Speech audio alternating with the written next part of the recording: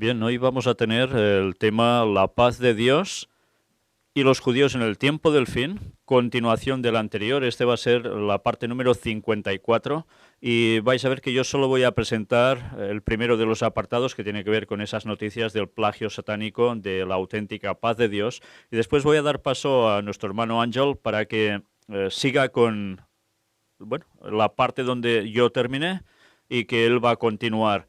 Y no sé si dará tiempo a hacerlo absolutamente todo o deberá continuar. No, seguro que no. Va a continuar en otra ocasión. Y vamos a tener hoy una parte que creo que realmente que vale la pena que todos podamos conocer. Vamos a dar inicio con una oración. Padre nuestro que estás en los cielos, te damos gracias por estar en tu santo día de reposo. Y te seguimos dando las gracias por todas las personas que siguen viendo esto, tanto en directo, no solo aquí, sino a través de Internet, y los que lo van a ver después en diferido. Ayúdanos todos a estar unidos como un mismo pueblo, en un mismo sentir, con una fe, un Señor, un bautismo. Y te queremos pedir que el Espíritu Santo sea el que nos vaya guiando a toda la verdad, a este conocimiento que tanto necesitamos para este último tiempo. Pero que una vez más, Señor, te pedimos que no sea un conocimiento intelectual que llegue a envanecer a nadie, ni a nosotros, sino que sea sencillamente para un cambio de corazón, una transformación, para ir alejándonos del pecado que pueda habitar en nosotros, y que tú nos vayas limpiando con la sangre de Cristo, para poder ser santos y estar en tu reino. Ayúdanos a ser un ejemplo para todos, no solo en palabras, sino en hechos, y que el mensaje llegue pronto a todo el mundo. Derrama el Espíritu Santo, la lluvia tardía sobre todos nosotros para terminar tu obra y esperarte en tu pronto regreso. En el nombre de Jesús te lo pedimos todo. Amén. Bien, como es habitual, vamos a tener ese apartado de noticias con esa gran cuestión que es la paz de Dios, que tanto Satanás está plagiando últimamente. Y yo no sé si estáis viendo la portada, sí, lo habéis todos bien, ¿no? Ya veis que es la continuación, prácticamente es muy parecida a la que mostramos el día anterior, en la parte 53. Y si no habéis visto esa parte, os recomiendo que la veáis porque esta va a ser la continuación de un modo claro. Vamos sin más a pasar a esas noticias que han transcurrido durante esta semana. Y atención porque nos vamos a dar cuenta cómo todo va ligando totalmente con la profecía. Estados Unidos felicita al Papa Francisco en su 4º aniversario. Ya sabéis que esta semana el Papa Francisco lleva 4 años ya de pontificado. Algunos decían, no, va a ser breve, va a durar nada, y este es el último Papa y por tanto... Pues una vez más, las especulaciones sobre eso son una auténtica tontería y ya estamos viendo que como 4 años ya no es un pontificado breve, precisamente hay en los anales de la historia del papado muchísimo más que un pontificado de 4 años, en muchos menos años a lo largo de la historia, por tanto no podemos calificarlo así. Pero es interesante ver como hasta el propio Donald Trump, que había tenido sus más y sus menos, pues felicita al Papa por ese 4º año de pontificado y lo hace también a través de algunas personas de su gobierno. ¿Y qué le dicen? Pues juntos hemos construido asociaciones vitales y hemos cooperado para promover la paz, la libertad y la dignidad humana en todo el mundo. Fijaos, juntos, ¿quién? Estados Unidos y el Vaticano.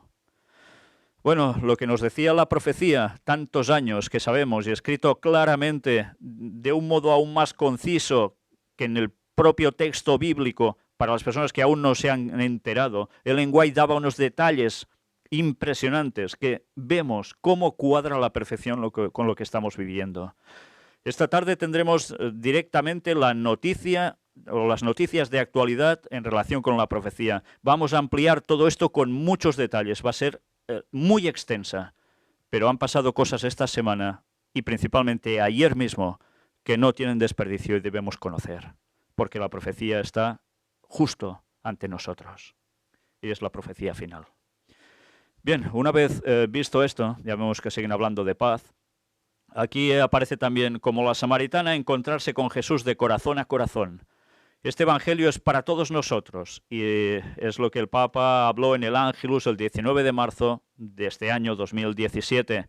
Y evidentemente en todos sus discursos prácticamente está apareciendo siempre por algún lado o por otro el tema de la paz. Y evidentemente mirad cómo también lo relaciona con el tema del Espíritu Santo.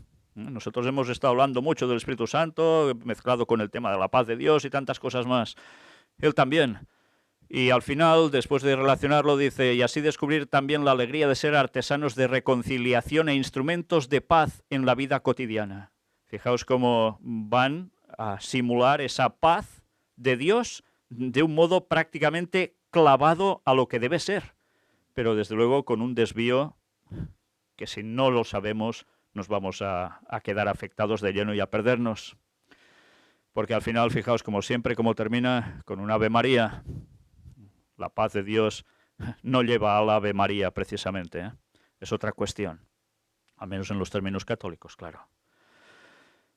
Y mirad esta otra noticia, el escándalo del imponente templo tailandés.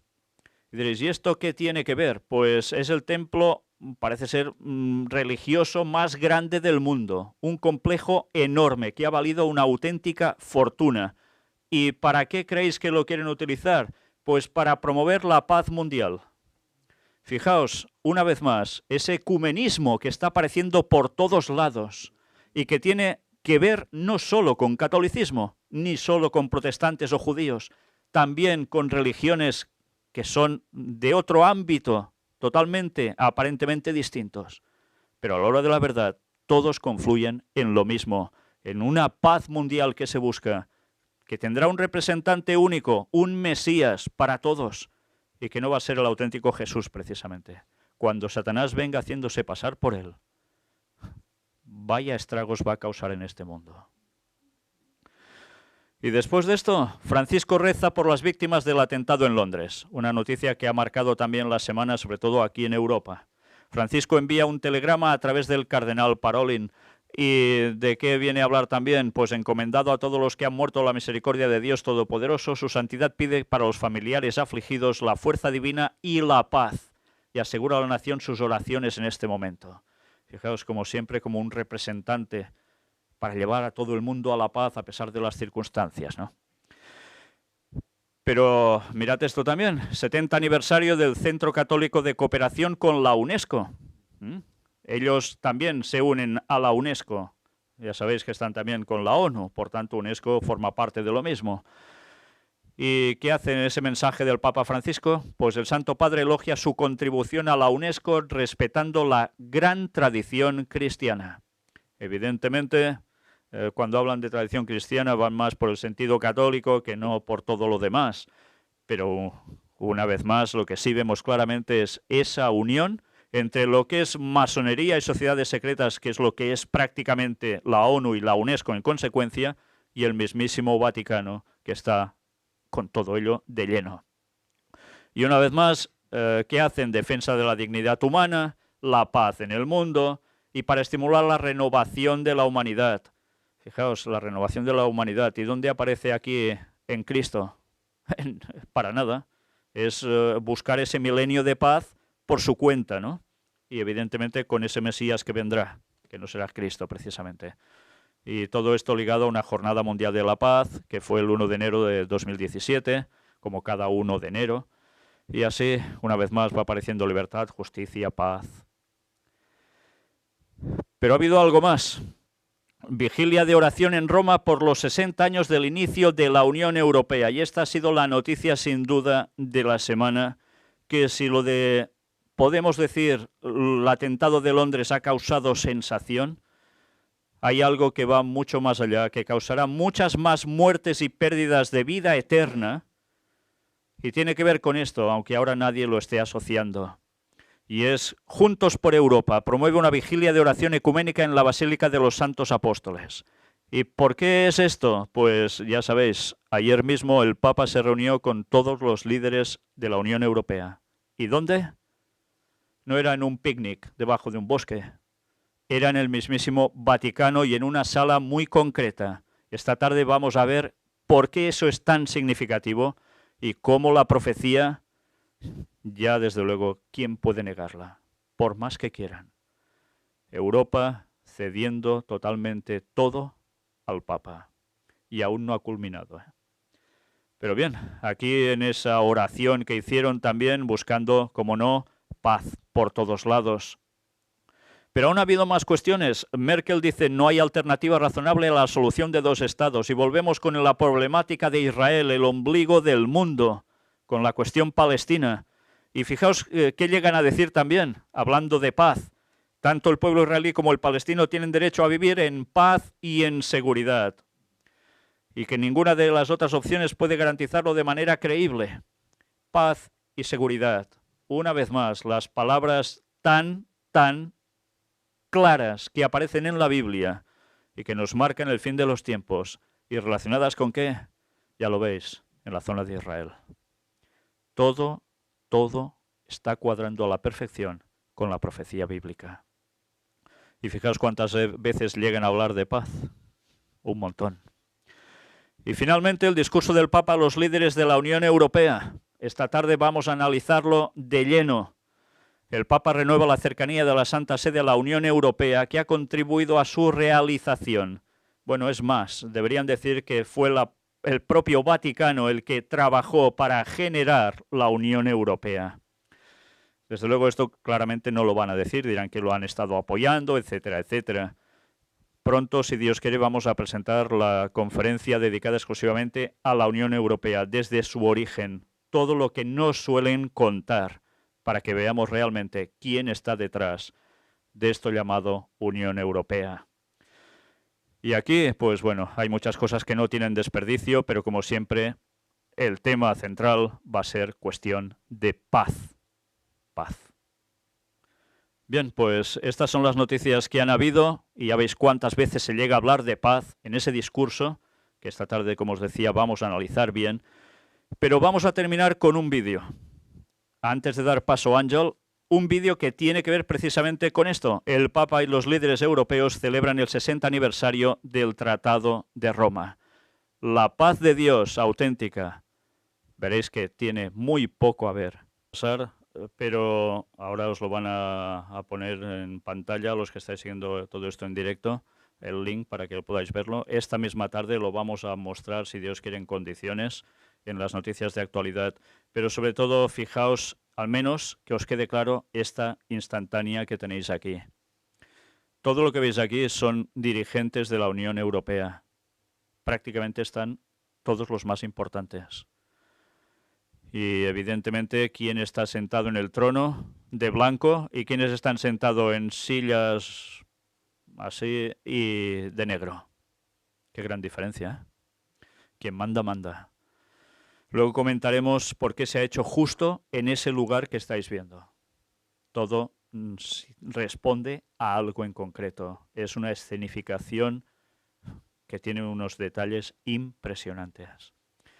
Bien, pues mientras el Papa está preparando esta auténtica satanizada de paz, que en verdad nada tiene que ver con la de Dios, y lo está haciendo a través de los políticos en toda Europa, nosotros vamos a recordar y a repasar y a aprender todo lo que la paz de Dios es en verdad. Y no estoy diciendo que esto no haya tenido su vertiente buena, porque evidentemente son 60 años sin guerra a nivel europeo general. Hubo lo de Yugoslavia, eso sí, recordamos todos esa cuestión. Pero cuidado, porque vienen tiempos aún que vamos a ver grandes cosas. Y la profecía nos lo decía, debemos conocerlo. Vamos a dar paso ahora a Ángel para que siga con el tema de la paz de Dios y los judíos en el tiempo. Pues os recomiendo ver la conferencia de la semana pasada, en la que dio Víctor al respecto, porque quizás algunas cosas de las que vamos a ver aquí no las voy a volver a repetir, entonces sería bueno que vierais para poneros en situación.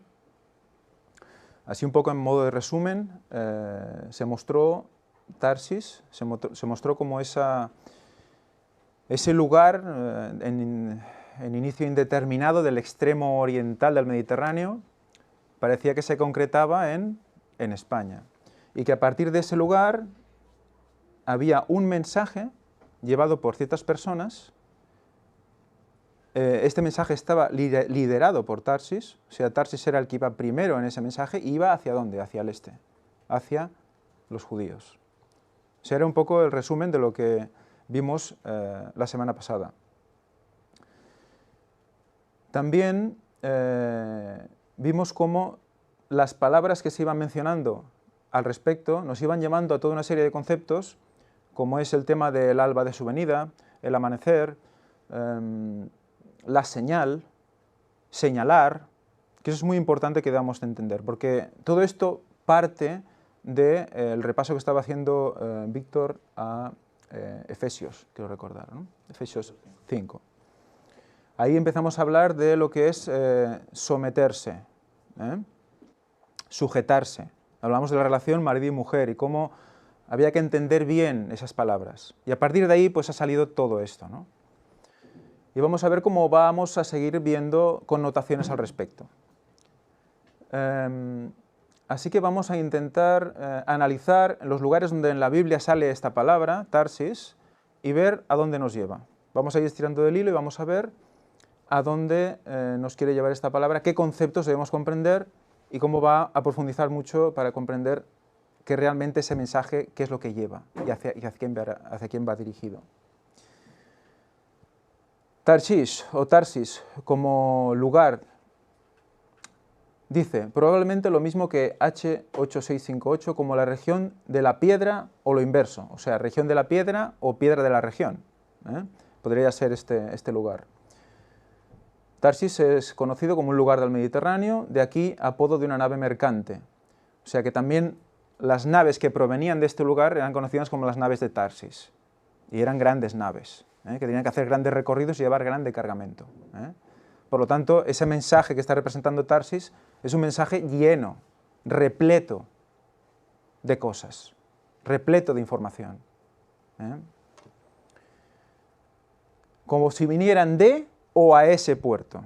Eso es importante, lo veremos luego, retened esta dirección. O sea, es igual si van hacia Tarsis o vienen de Tarsis. Esas naves son de Tarsis. Eso lo vamos a ver luego porque nos va a ser de mucha utilidad. También nombre de un persa y de un israelita, Tarsis.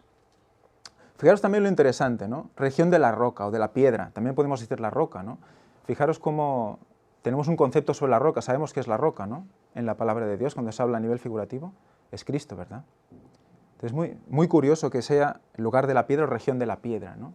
Como si el mensaje que viene pues porque está sentado en la roca. No es un mensaje superfluo, no es un mensaje que flota por ahí y lo coges y lo entregas, sino que viene del Espíritu, y viene de Dios. Y luego hay la acepción 8658, que es la acepción, que es la misma palabra, pero dirigida a otro concepto, probablemente derivado extranjero, compárese con la anterior, y es una gema. Una gema es una piedra preciosa. Tal vez el topacio, berilo, crisólito, jacinto. Puede ser cualquiera de estas acepciones. Cuando lo miramos en la palabra de Dios, si buscamos la palabra hebrea Tarshish, vamos a ver que en diferentes lugares se traduce diferente. Nosotros vamos a buscar Tarshish, indiferentemente de si es berilo, topacio, crisólito o jacinto. Vamos a analizar el hebreo Tarshish, cómo sale en los diferentes lugares de la Biblia. Y es lo que vamos a hacer hoy. Y el próximo día ya entraremos en otros conceptos. En Éxodo 28, del 15 al 21, nos dice: harás asimismo el pectoral del juicio, de obra primorosa.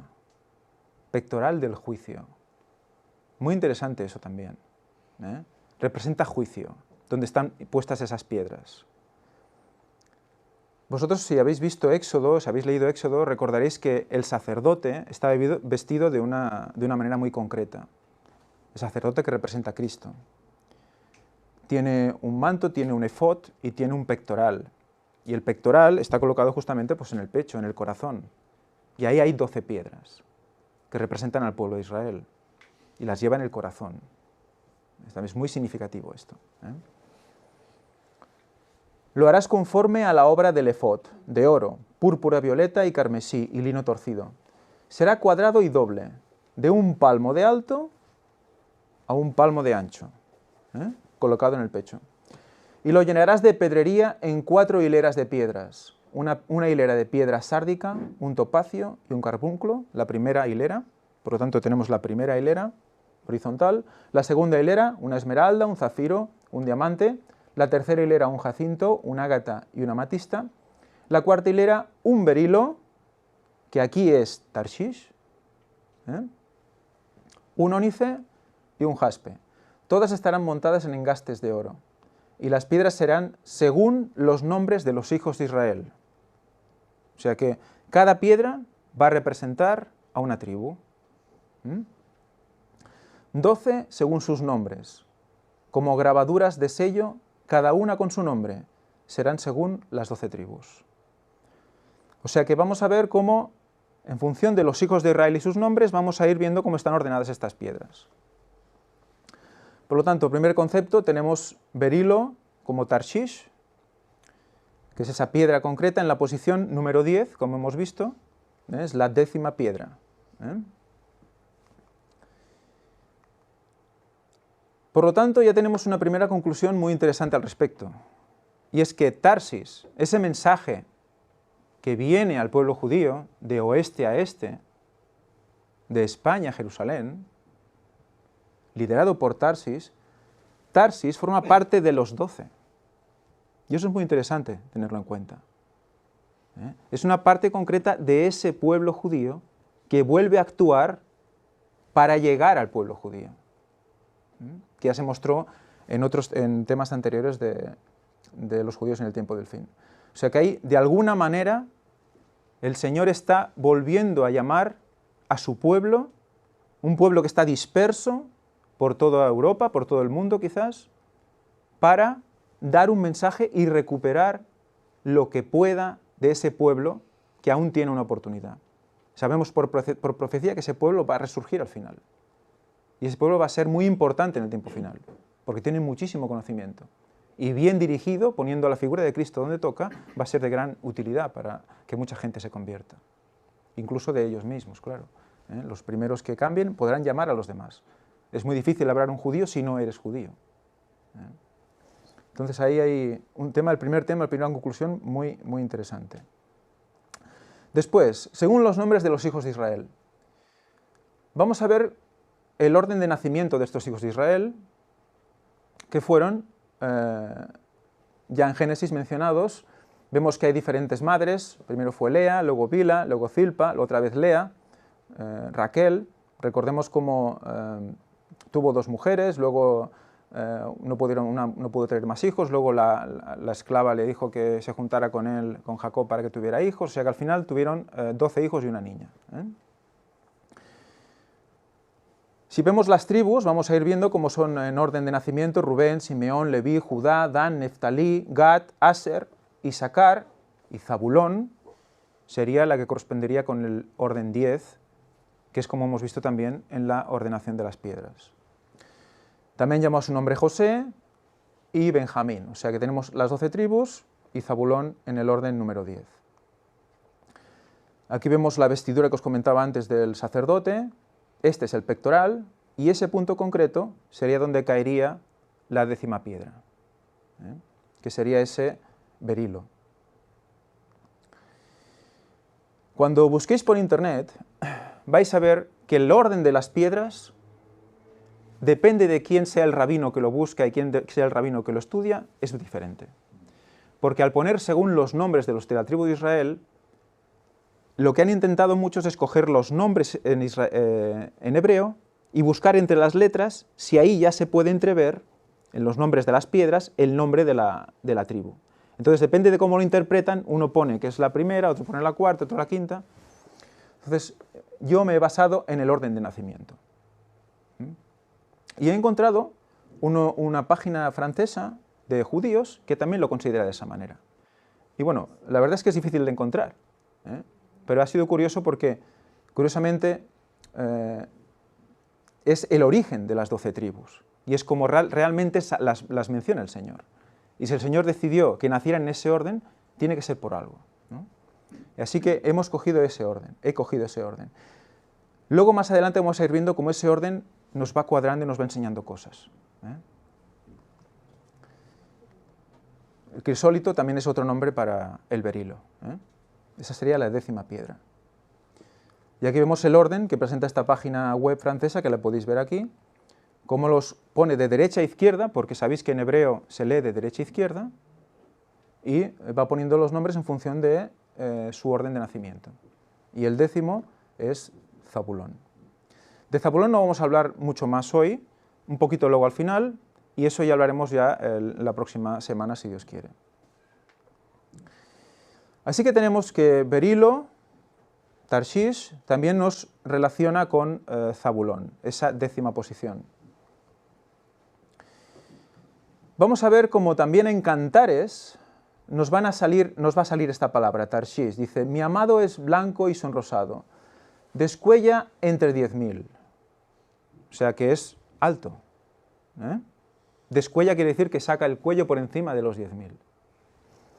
Su cabeza es de oro del más puro, sus rizos son racimos de palmera negros como el cuervo, sus ojos como palomas junto a los arroyos de las aguas, que se lavan con leche y a la perfección colocados, sus mejillas como parterres de balsameras, como fragantes flores, sus labios como lirios que destilan mirra fragante. ¿A quién está describiendo aquí en Cantares? ¿A quién se está describiendo? Al esposo, ¿verdad? ¿Y quién es el esposo representado en Cantares? En simbología es Cristo. O sea, cuando leamos Cantares, que es un poema de amor, vamos a ver cómo se habla en el esposo y la esposa, y es Cristo y su iglesia. Y sabemos, como Elena White nos recuerda, que Cristo, ¿qué es? Era más alto que su media, ¿verdad? Despuntaba, ¿verdad? Con los de su época. O sea, que ya nos lo está describiendo desde el principio, ¿no? Alto, evidentemente bello. Dice, sus manos como anillos de oro engastados de piedras preciosas de Tarsis, la versión del 77, o engastados de jacintos, Tarshish, en la versión del 60. O sea que tenemos que las manos de Jesús también son definidas como Tarshish. Vamos a ir cogiendo esos conceptos. Su cuerpo como pulido marfil cubierto de zafiros. Sus piernas como columnas de mármol asentados en basas de oro fino. Su aspecto como el Líbano, esbelto como los cedros. O sea que eso no es un mal porte, es un porte impresionante. Su paladar dulcísimo, y todo él es un encanto. Tal es mi amado, tal es mi amigo, oh doncellas de Jerusalén. Está definiendo a Cristo, y define los jacintos, Tarshish, como sus manos. Cuando hablamos de las manos, en la palabra de Dios se habla de las manos para trabajar, para hacer algo con ellas, para obrar. Entonces ya tenemos aquí una connotación, las manos de Jesús. ¿Quiénes son las manos de Jesús? Vamos a ir pensando en todo esto. Por lo tanto ya tenemos ya un cuadro. Tarshish, Zabulón, sabemos que Tarshish es ese mensaje importante para el pueblo judío, y las manos de Jesús. Ahora vamos a entrar en Ezequiel 1. No lo voy a leer entero, haremos un pequeño resumen, pero sí que os recomiendo que lo leáis en casa. Porque aquí vamos a ver unas connotaciones que normalmente no se muestran. Y es que dentro de esa visión que tiene Ezequiel, si recordáis, Ezequiel ve a toda una serie de ángeles, ve 4 ángeles, 4 querubines, que tienen una forma muy concreta. Y asociados a esos ángeles, unos aros. Unos aros que van asociados, unos aros concéntricos además. Ve cómo esos aros se mueven con los ángeles, o sea que van unidos a los ángeles, no se pueden separar de los ángeles. Y en medio de estos ángeles, de estos 4 querubines, ve una figura como de hijo de hombre. Por lo tanto estamos hablando de Jesús, su trono y los 4 ángeles que le envuelven. Pues de esos 4 ángeles explica que tienen la cara, el profeta le ve la cara como de hombre, pero a su lado derecho, que sería, si él mira, su lado derecho sería el este, tenemos a Judá, tenemos la cara de león, a su lado izquierdo tenemos la cara de becerro, y detrás, en el norte, la cara de águila. Si vemos el texto, vamos a ver cómo lo explica. Que cada uno de estos seres vivientes, de esos 4, tiene esas 4 caras. Y en ese orden. Entonces, sabiendo esto, vamos a ir rápidamente a ver y a comprender por qué el pueblo hebreo se disponía así en su campamento. Fijaros, es muy interesante. La cara de cada ángel estaba en esta disposición. Rubén, la cara inferior como de hombre, el sur. A la derecha, la cara de león, el este, Judá. A la izquierda, la cara de becerro, la cara de buey, Efraín. Y al norte, detrás, la cara de águila. Así lo define Ezequiel. Sabiendo todo esto, vemos como esos seres vivientes que están alrededor de Cristo, están también representando ¿a qué? ¿Qué están representando? Al pueblo.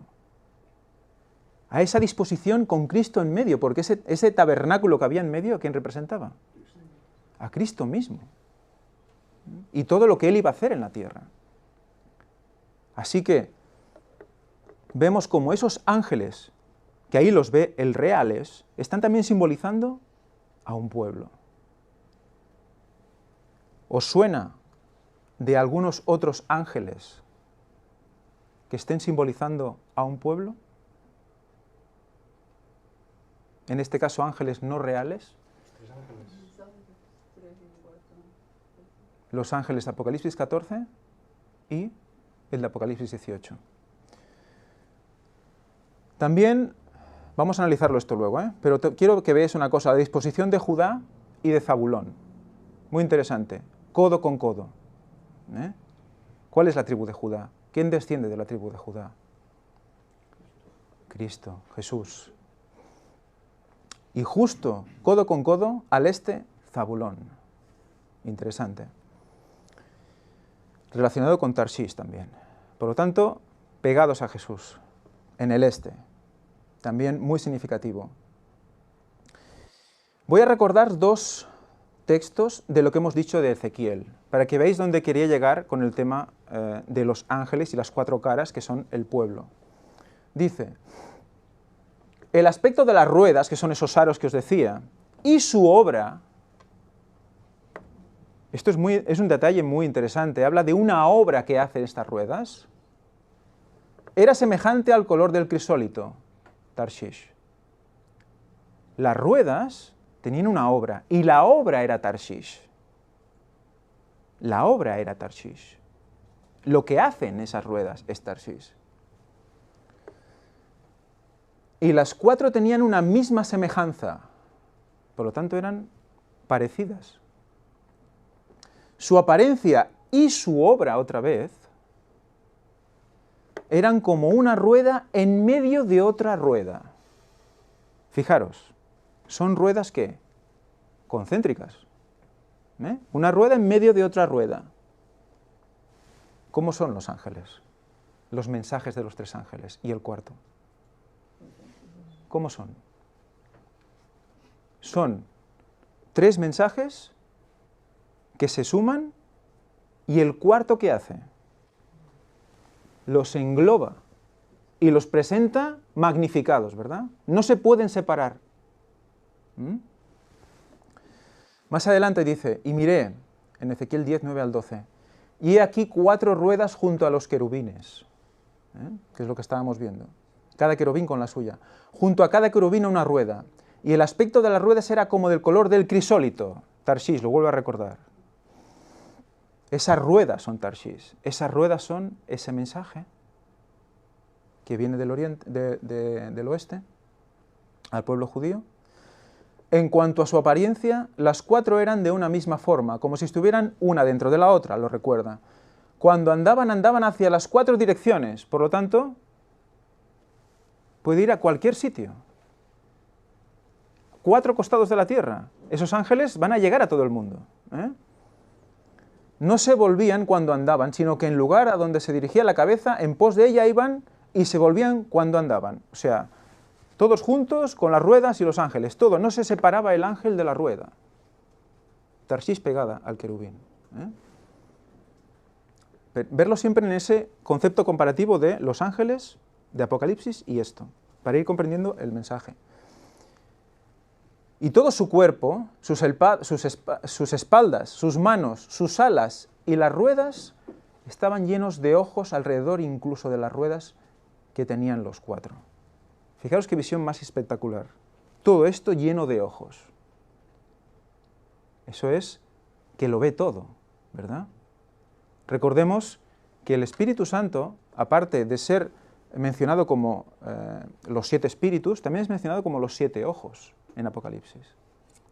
El Espíritu Santo está pendiente de todo, lo sabe todo, lo ve todo. O sea que esas ruedas y esos ángeles, cuando veis también Ezequiel 1 y lo leéis entero, veis cómo están guiados por un mismo espíritu que los mueve a todos. O sea que hay una similitud espectacular entre los 4 ángeles de Ezequiel 1 y los 4 ángeles de Apocalipsis 14 y 18, los 3 ángeles y el cuarto con gran fuerza. ¿Y cómo los define? Esas ruedas, Tarshish. Tarshish. O sea que volvemos otra vez ahí, a ese mensaje especial. Vamos a leer algo que ya Víctor sacó en la última de noticias. Es el último, la cita de Elena de White. Maranatha, el Señor viene, es el libro, la página 171. Y vamos a leer lo que está marcado. Dice, se representa a los ángeles como volando en medio del cielo. Está hablando de, evidentemente, los mensajes angélicos, de Apocalipsis 14. Proclamando al mundo un mensaje de amonestación y estando en conexión directa con la gente que vive los últimos días de la historia de esta tierra. Nadie oye la voz de estos ángeles, porque son un símbolo para representar ¿a quién? Al pueblo de Dios. Los ángeles de Ezequiel estaban representando al pueblo de Dios. Estaban simbolizando ese campamento, ¿verdad? Los ángeles, los mensajes de los ángeles están simbolizando al pueblo de Dios también. Que trabaja en armonía con el universo del cielo. Eso es los ángeles. Somos nosotros. Es el pueblo de Dios, los ángeles. Es el mensaje que da el pueblo. Eso simbolizan los ángeles. Y sigue, dice, los mensajes de los 3 ángeles se han de combinar para dar al mundo su triple voz. Por lo tanto, van juntos. En el Apocalipsis, Juan dice, vi a otro ángel, es el cuarto, descender del cielo con gran poder, y la tierra fue alumbrada con su gloria. La tierra completa. Esto representa la comunicación del último y triple mensaje de amonestación al mundo. ¿Os recuerda algo de esto de 1 y triple? ¿No recuerda a alguien? ¿Quién es 1 y triple? Dios mismo es 1 y triple. Dios mismo es 1 y triple. Por lo tanto, ¿cuál es la naturaleza del pueblo de Dios auténtico? Partícipes de su divinidad, ¿verdad? ¿Cómo será el pueblo que llegue hasta el final vivo? ¿Cómo será? ¿Como quién? Como Cristo. Y Cristo es Dios, ¿no? Será 1 y triple también, 1 y triple. 1 y triple. Mensajes. ¿Qué naturaleza tiene este mensaje? Divina. Por lo tanto, si hay algo de estos 4 que no va o que no aceptamos los demás. Es como los mandamientos, ¿no? También 10, y si niegas uno, los niegas todos. Pues esto es lo mismo. ¿Y qué tenemos dentro de estos 4 ángeles? Fecha. En el primero, en el segundo, ¿verdad? Y el cuarto es extensión del segundo, por lo tanto, es magnificar el segundo. Por lo tanto, con más poder, con más fuerza, hay que decirlo, ¿no? Dice, el capítulo 18 de Apocalipsis indica el tiempo en que por haber rechazado la triple amonestación de Apocalipsis 14, del 6 al 12, la Iglesia alcanzará el estado predicho por el segundo ángel y el pueblo de Dios que se encontrare aún en Babilonia será llamado a separarse de la comunión de esta. Este mensaje será el último que se dé al mundo y cumplirá su obra. El último. El último. El mensaje completo será el último. cuando los que no creen en la verdad, sino que se complacen en la injusticia, sean dejados para sufrir tremendo desengaño y para que crean la mentira, entonces la luz de la verdad brillará sobre todos aquellos cuyos corazones estén abiertos para recibirla. Y todos los hijos del Señor que quedaren en Babilonia oirán el llamamiento: salid de ella, pueblo mío. Salid de ella, pueblo mío. Por lo tanto, tenemos claro paralelismo entre Ezequiel 1 y Apocalipsis 14 y 18. Así que ya empieza a hacerse una red un poco más grande. Tenemos el berilo, que es Tarshish, tenemos las manos, que es la obra de Dios, tenemos la obra de los 4 ángeles, que está definiendo también a quién, al pueblo, el pueblo del tiempo final. Por lo tanto, estamos uniendo el pueblo del tiempo final con Tarshish, que es el mensaje del tiempo final, con las manos de Dios, que es obrar para Jesús, y Zabulón. Eso ya quedará para luego. ¿Dónde más tenemos Tarshish? Lo tenemos en Daniel 10, del 5 al 6. Daniel 10 dice: y alcé mis ojos y miré, y vi a un varón vestido de lino y ceñidos sus lomos de oro de Ufaz. ¿A quién vio? A Cristo. Vio a Cristo. Su cuerpo era como de crisólito, que es Tarshish aquí también. Por lo tanto, ya no solo sus manos, ¿verdad? Todo su cuerpo. ¿Qué es el cuerpo de Cristo? Su iglesia.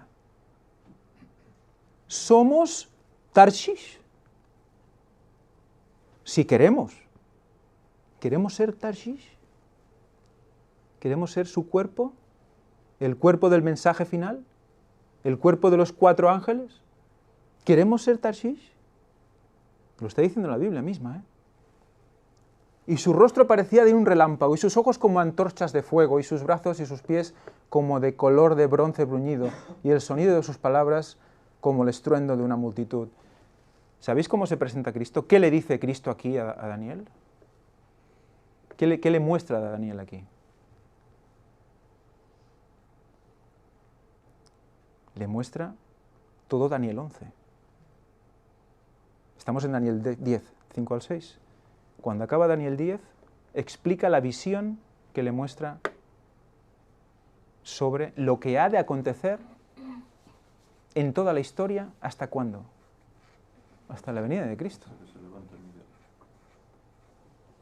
Está hablando de la iglesia, le está diciendo: mi cuerpo, Tarshish, de aquí hasta el final. Hasta el final, no se queda a medias. Y en Daniel 11 explica todo, lo que estamos viviendo hoy en día, las noticias de actualidad, todo. Se presenta Tarshish. Por lo tanto, más grande la red.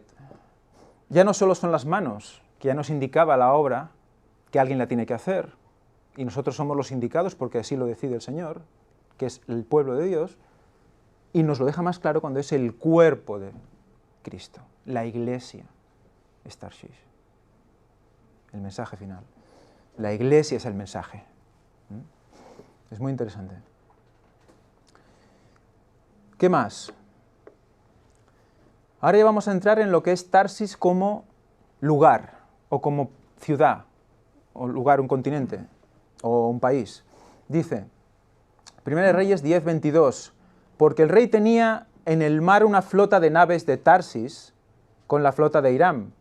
Una vez cada 3 años venía la flota de Tarshish y traía oro, plata, marfil y monos y pavos reales. Qué curioso que la flota que venía de Tarshish venía una vez cada 3 años. El viaje era largo, con los barcos de antes, pero curioso, una vez cada 3 años. Sabemos la simbología del 3, ¿verdad? Por lo tanto estamos en tercer milenio. La red se va ampliando, vamos metiendo más cosas. En Segunda de Crónicas lo repite, porque la flota del rey iba a Tarshish con los siervos de Hiram. Y cada 3 años solían venir las naves de Tarshish y traían oro, plata, marfil, monos y pavos reales. Oro y plata traía, Recordamos la simbología cuando Víctor comentó la semana pasada, que eso que traían era un mensaje rico, no venían pobres, venían ricos. O sea, cuando venían de Tarshish venían con las piedras preciosas de Tarshish. Por lo tanto, ya tenemos ahí el número 3 con Tarsis, que nos pone concretamente en el tercer milenio, para aquellos que no lo han podido seguir.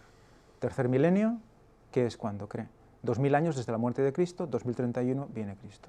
Por lo tanto, tiempo final, mensaje al pueblo judío, los 4 ángeles, todo está pegándose en el mismo lugar, todo.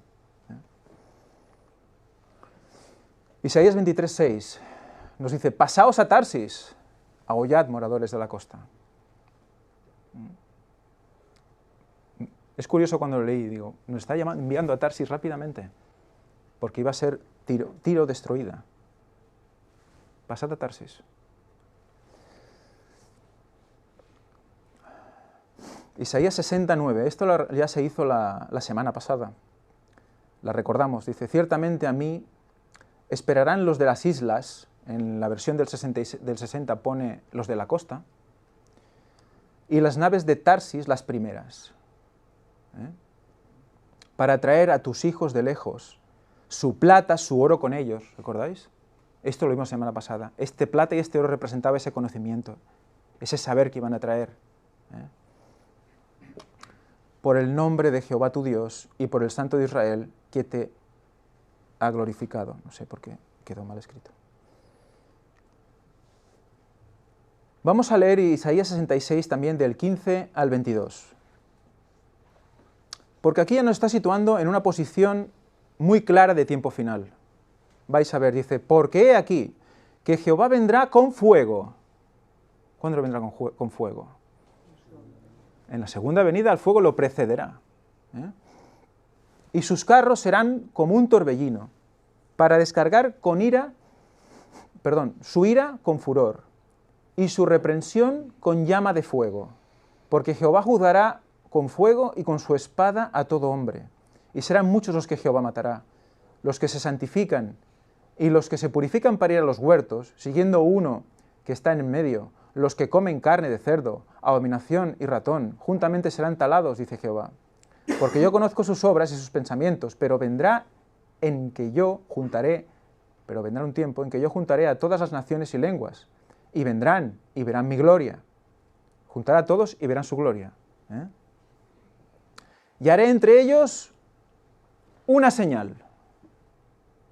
Recordamos la semana pasada cómo nos llevaba todo el tema de Sefarat, que Sefarat también es España, nos llevaba a marcar con una señal, señalar. Pues estamos en el concepto igual, en el momento final, con el fuego que precede, y una señal que la hará Dios entre ellos, entre el pueblo. Y enviaré de los escapados de ellos a las naciones. O sea que en la dispersión, alguien llega ¿a dónde? A Tarsis, a Fud y a Lut. Hay alguien allí, dispersado, que ya tiene una señal. Que disparan arco a Tubal y a Jabal, a las islas lejanas, que no oyeron de mí, ni vieron mi gloria, y publicarán mi gloria entre las naciones. O sea que se conocerá en zonas que no se conocía, y publicarán su gloria entre las naciones, una vez señalados. Y traerán a todos vuestros hermanos de entre todas las naciones por ofrenda a Jehová, en caballos, en carros, en literas, en mulos y en camellos, a mi santo monte de Jerusalén, dice Jehová, a modo que los hijos de Israel traen la ofrenda en utensilios limpios a la casa de Jehová. Y tomaré también de ellos para sacerdotes y para levitas, dice Jehová. Porque como los cielos nuevos y la nueva tierra que yo hago permanecerán delante de mí, dice Jehová, así permanecerá vuestra descendencia y vuestro nombre. ¿Cuándo es cielos nuevos y tierra nueva? Eso ya es el final. Ya es cuando recrea, año 3031. Cuando se emite el juicio contra los impíos y se recrea la tierra. O sea que está relacionando la señal con la salvación y Tarsis está ahí. Esos dispersos que son utilizados para llegar a su pueblo de nuevo. Por lo tanto, tenemos otra palabrita en la red que es señalar. Seguimos. Ahora entramos en Jonás, que a mí la verdad es que me ha sorprendido gratamente lo que se ha podido ver aquí, en Jonás. vais a ver, poner atención con todo lo que ya sabemos ahora, ¿qué dice Jonás? Dice, pero Jonás se levantó para huir de la presencia de Jehová a Tarsis. O sea, de Jonás, el Señor le dice, tienes que ir a Nínive a predicar. Y dice, sí, hombre. Y lo primero que hace es cogerse e irse al lugar más lejano que se conocía, Tarsis, donde venían esas naves. ¿Y se sube a dónde? A una nave de Tarsis. Y descendió a Jope y halló una nave que partía para Tarsis, pues recordemos que las naves de Tarsis son tanto las que iban como las que volvían, se definían como las naves de Tarsis, y pagando su pasaje, entró en ella para irse con ellos a Tarsis, lejos de la presencia de Jehová. Ilusamente pensaba que si iba muy lejos, pues se estaba alejando de Dios. Pero vamos a ver que en realidad se estaba acercando. Era judío y el pueblo de Dios era... Me comenta el hermano que era judío y el pueblo de Dios para él era Israel, y si se iba, pues es como si Dios ya no estuviera con él, ¿no? Pero vamos a ver cómo realmente se estaba acercando a Dios. Se iba para Tarsis, Vamos a ver. Es que es muy interesante este concepto, porque vamos a ver cosas que hasta ahora pues quizás no veíamos. Y había judíos en Tarsis, O sea, iba... Ya había judíos en Tarsis, me informan. Bueno, ya hemos visto como Isaías lo dice, ¿no? Que estaban esparcidos. Por lo tanto, vemos que hay cosas que van cuadrando. Dice en Jonás 2.1, entonces oró Jonás a Jehová su Dios desde el vientre del pez. ¿Qué pasó?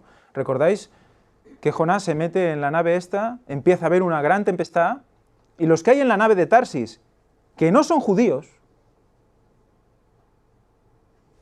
eran paganos? Es que es muy interesante esto, Los que estaban dentro de la nave de Tarsis no eran judíos, eran paganos. Pero le muestran algo a Jonás, ¿no? ¿Le hacen reaccionar a Jonás o no? Jonás reconoce su situación, ¿no? Y les dice, no, es porque yo he fallado a mi Dios. Y todos los que hay en la nave se convierten, ¿no? Empiezan a orar al Señor. Fijaros lo interesante de este concepto. El profeta se va a la nave de Tarsis, donde hay gente que no es judía, que no es del pueblo de Dios, y dando un testimonio de su propio conocimiento, de lo que él ha aprendido, porque él decide lanzarse de la nave. De hecho, lo tiran de la nave, porque él lo pide, para que todo pare, y cuando ven que todo para, ahí le dan un gran testimonio de que es el Dios verdadero, ¿no? Y dentro del pez, porque es cuando se tira al agua que el pez se lo come, el gran pez, dentro del pez, Jonás tiene la oración más impresionante de su vida. Bueno, no lo dice así en la Biblia, pero yo me lo imagino. Una oración de total arrepentimiento. Ahí se siente totalmente humilde, totalmente perdido, y da su vida al Señor y dice, lo que tú me digas. Una oración profunda. ¿Dónde se convierte? ¿De dónde venía cuando se tiró al agua? De la nave de Tarsis. Venía de la nave de Tarsis. Se tira al agua, y ahí es donde tiene su oración, donde cambia su visión de las cosas, al menos de momento, porque luego también tuvo su rebelión, y ahora lo vamos a ver también. Vino palabra de Jehová por segunda vez a Jonás, diciendo, levántate y ve a Nínive, aquella gran ciudad, y proclama en ella el mensaje que yo te diré. Y se levantó Jonás, y fue a Nínive, conforme a la palabra de Jehová. Y era Nínive una ciudad grande en extremo, de un recorrido de 3 días, por lo tanto estamos otra vez Tarsis y el 3 aquí, Y comenzó Jonás a entrar por la ciudad e hizo el recorrido de 1 día y predicaba diciendo, ¿de aquí a cuánto? 40 días, Nínive será destruida.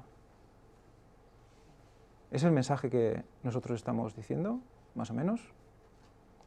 ¿De aquí a cuánto? De aquí a, en este caso, 16 años. La tierra, perdón, 14, es que se me están juntando los años ya. De 14 años, la tierra será destruida, tal cual la conocemos, será recreada. Es el mensaje de Jonás. No nos lo dice Jesús, ¿no? Luego veremos lo que dice Jesús sobre Jonás. Que ahí está la señal. ¿Queréis señal? Aquí tenemos señal. Pues vamos a ver, porque Jonás vino de la nave de Tarsis. ¿Nos hemos dado cuenta de eso? Y viene a dar un mensaje sobre el tiempo final a una ciudad que tardas 3 días en recorrer. Viene de Tarsis. O sea que ese mensaje Tarshish es muy importante. Pero hay una cosa que... esto sigue Jonás 4:2, dice, y oró a Jehová y dijo, ahora, oh Jehová, ¿no es esto lo que yo me decía estando aún en mi tierra? Por eso me apresuré a huir a Tarsis, porque yo sabía que tú eres un Dios clemente y compasivo, tardo en enojarte y de gran misericordia y que te arrepientes del mal. Eso es cuando él ve que el Señor perdona a Nínive. Él se creía que los iba a cargar a todos, dice, estos no se van a salvar. Dice, ¿ves? Ya sabía yo que tú eras misericordioso, por eso me quería ir. Pero fijaros cómo el Señor utiliza a alguien, porque podía haber cogido a un profeta, fiel, ¿no? He dicho, pues venga, tú directo, de aquí a Nínive, y él ahí a Nínive a hablar 3 días, no haga falta de que el tiempo se acaba, pero no coge a uno que se va a Tarsis. ¿Por qué? No es por nada. ¿O sí? Ahí hay un mensaje para nosotros, para el tiempo final, para los de Tarsis, para los del mensaje de Tarsis.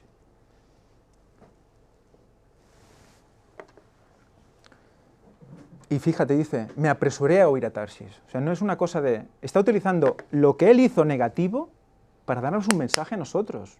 Pero date prisa, vete a la nave de Tarsis rápidamente. Súbete a Tarsis. Súbete al mensaje de los 4 ángeles. Porque si no, vamos mal. Entonces tenemos que... Señal del profeta Jonás. Eso también es una profecía del Señor, ¿verdad? Vamos a seguir viendo. Otra cosa sobre Jonás que yo no recordaba al menos es que ya es citado en otro lugar de la palabra de Dios como profeta. El hijo de Amitai. Y es en Segunda de Reyes.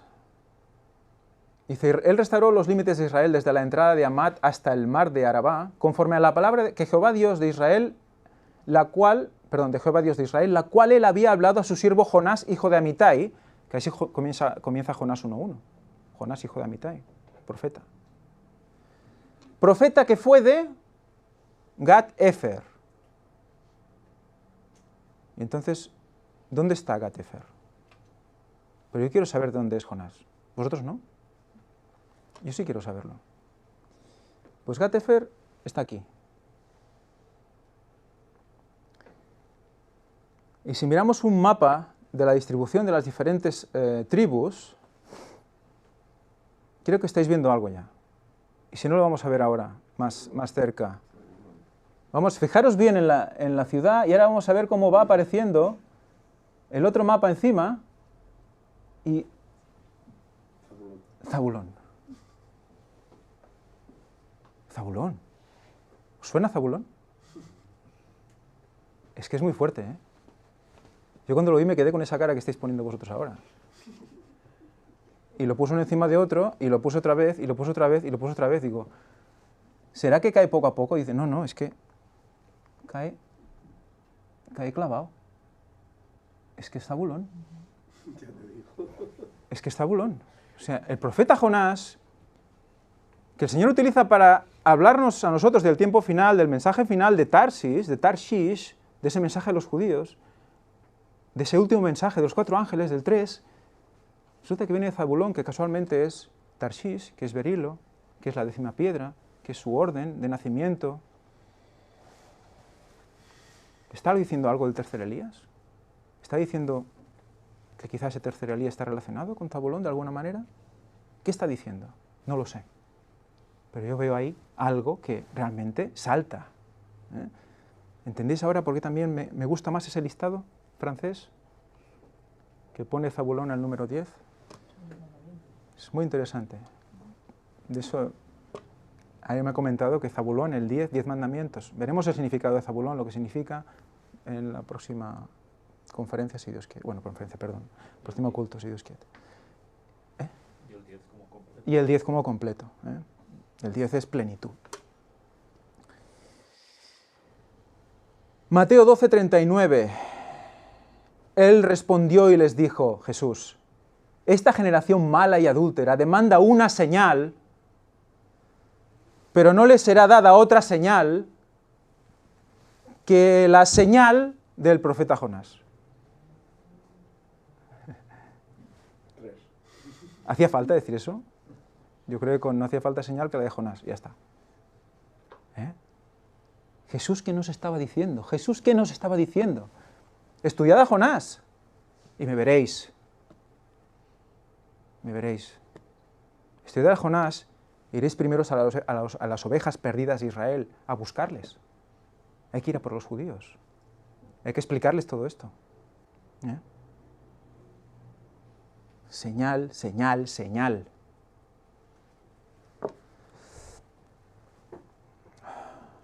Por lo tanto, Jonás también los tiene el 3 ahí puesto, pero redundante más a más, por los 3 días de la ciudad, que se tardaba en recorrer la ciudad, por los 3 señales que hablaba Jesús.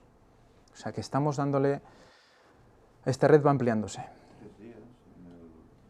Bueno, claro, es verdad, Jonás estuvo 3 días y 3 noches, por lo tanto ya estamos viendo también esa connotación con Cristo, ¿no? O sea que Tarsis está muy relacionada, como vimos Zabulón estaba pegado a Judá, pegadito. O sea que está diciendo, fijaros en Zabulón también. Es muy bonito, luego veremos qué relación tiene Zabulón con Cristo también, pero eso lo veremos más otro día. Y aquí se acababa esta parte, hasta que hablé con Víctor hoy, a lo mejor se alargará un poco más, pero la próxima vez tenía ganas de empezar con lo que significa Tarshish, puramente las letras hebreas, porque vamos a ver más cosas sobre esto, más connotación al respecto. Bueno, sin más, se acaba aquí la parte de hoy. Lo que quiero que os quedéis es con el resumen. Cómo lo que parecía pues, un simple nombre de un lugar antiguo que no se sabe dónde es, al final resulta que es un mensaje. Un mensaje que viene de España, de Sefarat, de las costas, de las islas, y llega a Jerusalén para recuperar a ese pueblo. Se va al oeste para volver al este. Y ese mensaje viene hacia el este. Es muy interesante todo esto. Yo creo que requiere más estudio y bueno, intentaremos mostrar más cosas más adelante. El tren es el de los 4 ángeles. Ese es el tren que tenemos que coger. Y si no lo aceptamos tal cual viene, nos va a pasar y nos quedaremos en tierra. Nos quedaremos viendo cómo pasa. Luego lo entenderemos demasiado tarde, querremos correr detrás del tren, pero irá demasiado rápido para nosotros y no lo pillaremos. Y nos lleva a Cristo. Es el mensaje del tiempo final para Cristo, para verle. Sin más, que Dios os bendiga.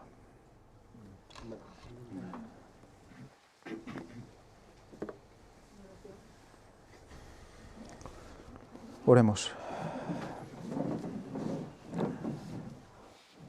Padre nuestro que estás en los cielos, sea santificado tu santo nombre aquí y ahora, Señor. Te pedimos, Padre, que nos des más luz, que nos ayudes a comprender todo lo que tienes preparado para nosotros, para el tiempo final. Ayúdanos a comprender más sobre los 4 ángeles. Ayúdanos a ver qué más quieres decirnos referente a este tiempo final y que la gente deba comprender que es un momento de ultimátum, es un momento de poco tiempo. Hay que reaccionar, Señor. Ayúdanos a no entristecer a tu Santo Espíritu, para que la puerta no se cierre para nosotros. Te lo pedimos todo en el nombre santo de Jesús. Te pedimos perdón por todos nuestros pecados. Amén. Amén.